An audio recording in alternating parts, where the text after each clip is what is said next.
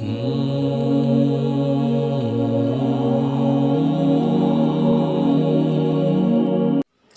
ғалым бар деп ескермедім, Абай Құнанбайұлы. Жасымда ғалым бар деп ескермедім, пайдасын көре тұра тексермедім. Ер жеткен соң түспеді уысыма, қолымды мезгілмен кесермедім. Бұл мақұрым қалмағыма кім жазал, қолымды дөп сермешім өскермедім. Адамның бір қызығы бала деген, баламды оқытуды жек көрмедім.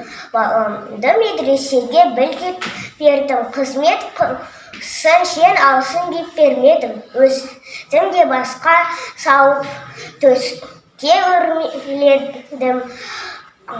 Қазаққа қара сөзге дес бермедім.